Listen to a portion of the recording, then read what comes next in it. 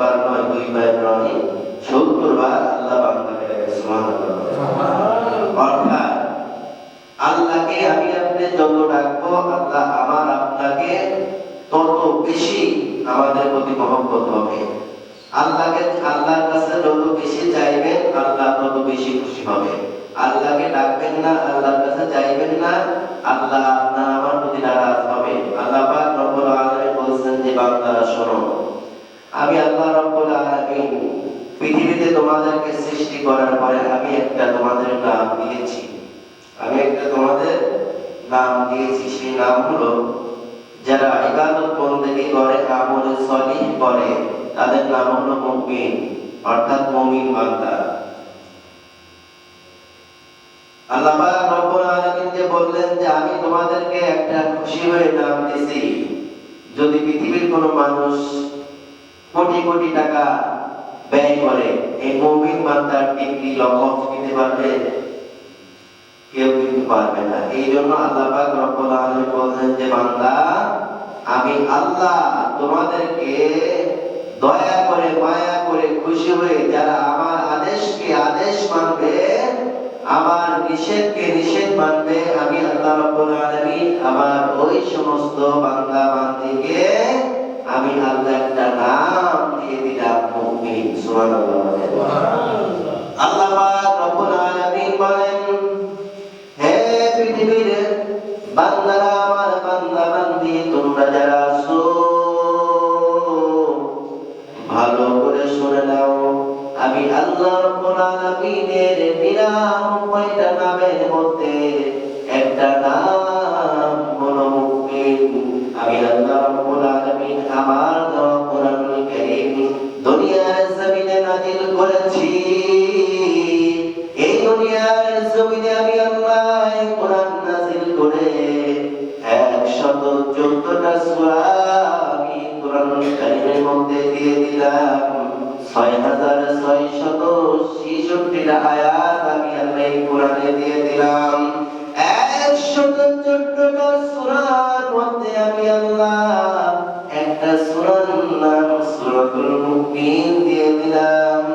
ও আমার বান্দারা শোনো, আমি আল্লাহ এক নাম মুমিন, আমি আল্লাহ কোরআনুল কারীমের মধ্যে একটা সূরার নাম মুমিন দিয়ে দিলাম।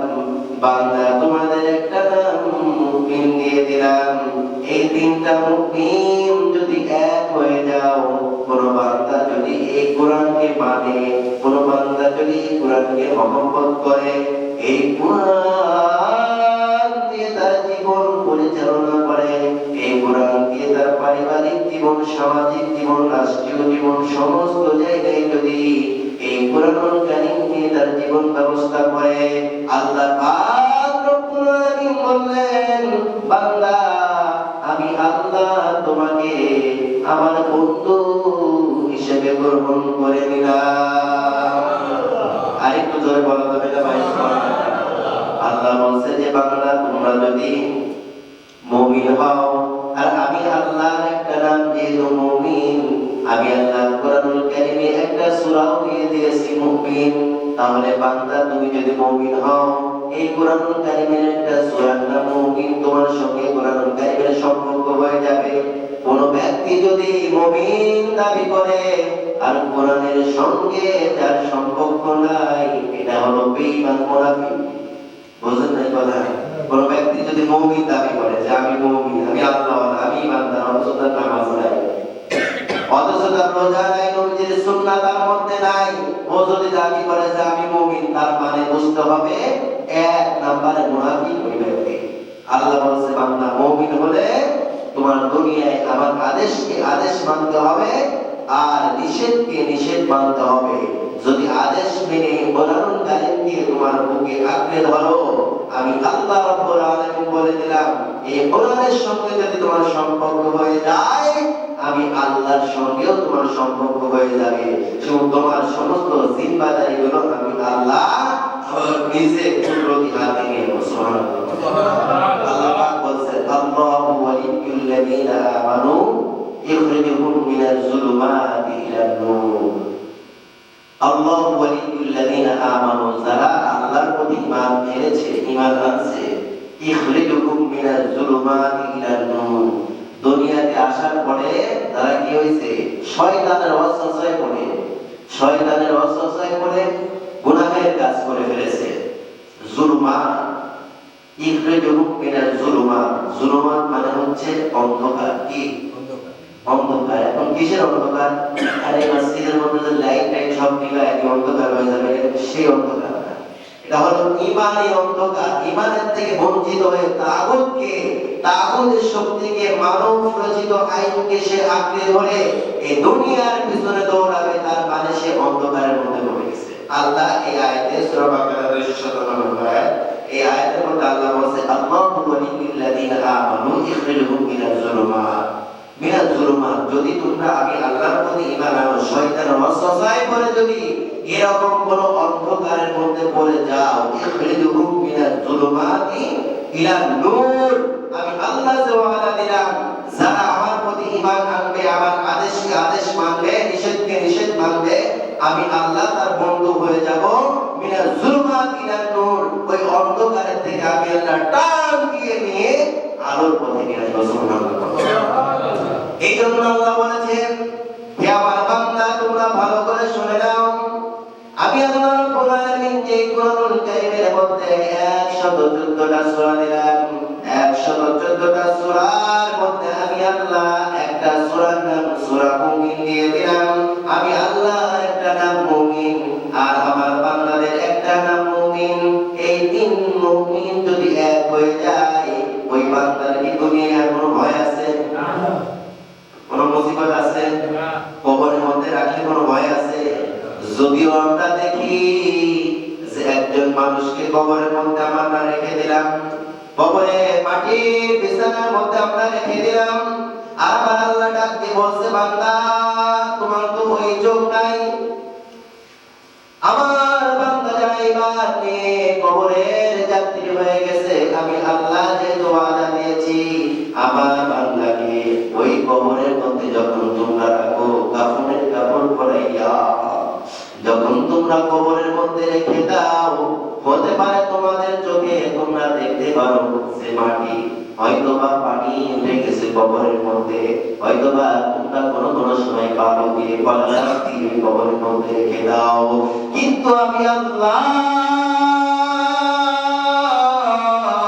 ওয়াদা দিয়েছি, আমার যে বান্দা ঈমান নিয়ে কবরে যাবে, আমি আল্লাহ ওয়াদা দিয়ে বলেছি, আমার ওই বান্দাকে কবরে রাখার আগে আমি আল্লাহ আমার কুদরতি ফেরেশতাদেরকে দিয়ে ওই কবরের মধ্যে জান্নাতের বিছানা বিছায়া দিই।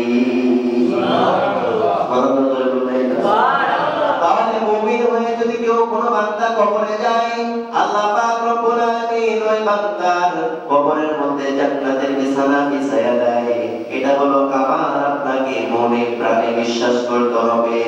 2 নাম্বার হলো আল্লাহ পাক রব্বুল আলামিন বললেন, আল্লাহু ওয়ালিয়ুল্লাযীনা আমানু, যারা ঈমান আনবে, এমন ভাবে ঈমান আনবে, ঈমানকে আঁকড়ে ধরবে মজবুত আকারে, এই ঈমানকে আঁকড়ে ধরার পরে ওয়ালিয়ুল্লাযীনা আমানু ইখরিজুহুম মিনাজ যুলুমাতি ইলান নূর, দুনিয়ার মধ্যে আসার পরে শয়তানের ওয়াসওয়াসায় পড়ে যদি অন্ধকারের মধ্যে ডুবে যায়, আবার আল্লাহ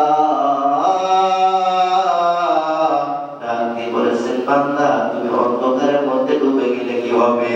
আমি আল্লাহর প্রতি ঈমান আনার কারণে শয়তানের ওয়াসওয়াসায় পড়ে যদি অন্ধকারের মধ্যে ডুবে যাও, তুমি যদি অন্ধকার থেকে আমি আল্লাহর কাছে হেদায়েত চাও, আমি আল্লাহ তোমাদেরকে ওয়াদা দিয়েছি, ওই অন্ধকার থেকে উঠাইয়া আমি আল্লাহ তোমাদেরকে আলোর পথ দেখাইয়া দেব। এখন কথা হলো, অন্ধকারে যারা ডুবে থাকে তারা মনে করে এই অন্ধকারই আমাদের জন্য ঠিক। এক্সাম্পল করে নেন, এই রাস্তা দিয়ে আমরা যাচ্ছি, সামনে একজন লোক যাচ্ছে আর পিছন ধরে, তো সামনে যে লোক তার হাতে আছে লাইট, আর আমরা পিছে আছে, আমাদের কাছে লাইট নেই কোনো। এখন সামনে রাস্তায় কাদা হোক, কাটা হোক, বিভিন্ন জিনিস হোক, যে ব্যক্তির হাতে লাইট আছে ওই ব্যক্তিরা লাইট মানে দেখতে পারবে যে রাস্তায় কি আছে। আমরা কিন্তু পিছন থেকে বুঝতে পারবো না যে রাস্তার মধ্যে আসলে কাটা নাকি। তো যারা অন্ধকারের মধ্যে পড়ে যায়, গুনাহের মধ্যে লিপ্ত হয়ে যায়, শুধু গুনার মধ্যে গুনাহ আর গুনাহ।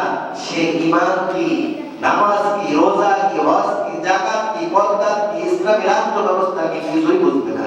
যার কাছে আল্লাহর বিধান যেটা বলবে সেটাই তার কাছে খারাপ, কারণ সে তো আছে অন্ধকারের মধ্যে। যদি আপনি আলোর মতো ভালো কথা বলতে যান যে না ওই জায়গায় এইটা করবে তোমার এইটা হবে, বোঝার চেষ্টা করবে না, কারণ সে তো বুঝতেছে না, অন্ধকারের মধ্যে পড়ে আছে।